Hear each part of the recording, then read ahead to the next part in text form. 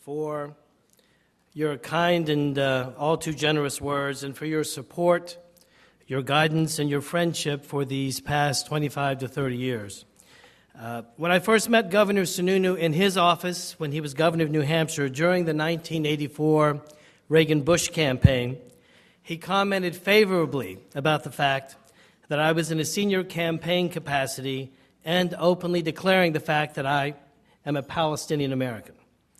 I've often told the story how in the 1984 campaign, I was asked by the campaign when I first arrived to say that I was Lebanese.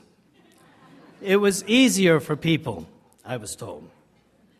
I very politely explained that I am not Lebanese. In fact, I'm Palestinian, and the principal purpose of my service at the campaign is for people like them to get accustomed to dealing with people like us.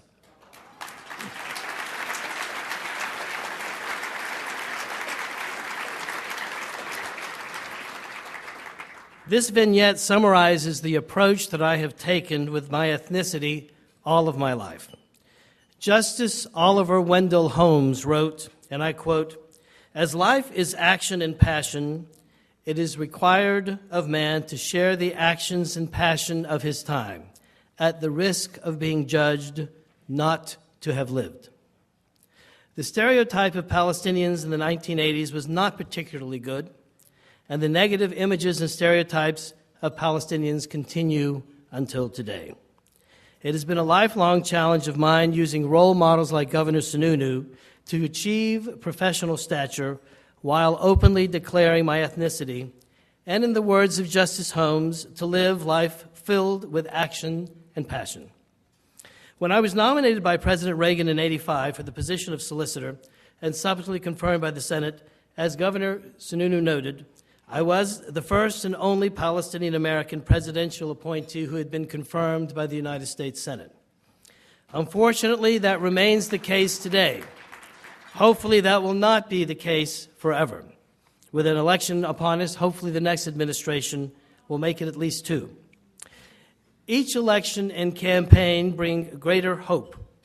The dual challenges of pursuing empowerment of the Arab American community and working with many people in this room, a just and lasting peace in the Middle East, remain unmet.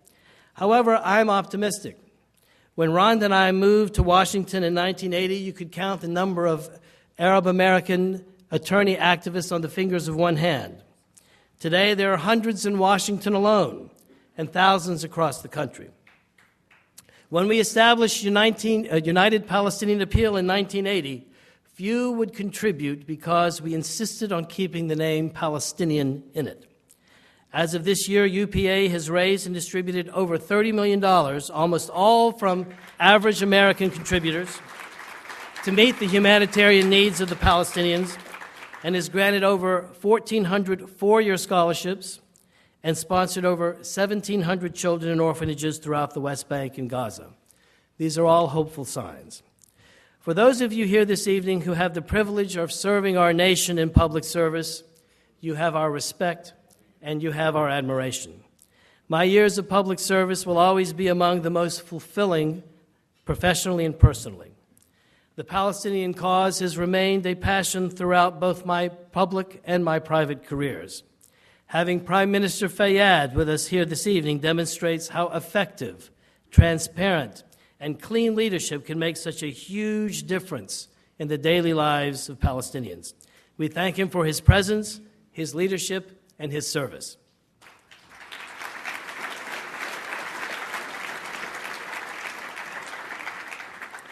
Finally, my family's here with me this evening. My mother, Meggie, who emigrated in 1950 from Ramallah, my beloved wife and partner in life, Rhonda, and our four children, James, Jahan, Layla, and Sarah. I would like to take this opportunity to thank them for their support and unconditional love. I also want to thank the Ramallah Federation leadership who've traveled from Florida and Michigan to be with us, and the leadership of the Palestinian Business Committee on Peace and Reform, who've come from Athens, the West Bank, and Gaza, here in a pursuit of our periodic meetings to advance a pro-peace economic agenda for Palestine. And gratitude and great acknowledgement are also due my dear colleagues from DLA Piper, sitting right here, the largest and most prestigious law firm in the world, with whom I've had the absolute pleasure of working, and who have traveled from many states to join us here this evening. Their support for me and my cause-related activities and efforts is only exceeded by my appreciation. And my final thanks go to the ATFP board, to Ziad and to Naila and the leadership of AT for this honor. I look forward to working together with them and all of you for many years to come as we rise to meet the challenges presented by our region and our world. Much remains to be done, but our commitment to improve the daily lives of Palestinians and to pursue a viable, peaceful resolution of this conflict only strengthens as the challenges increase. Thank you.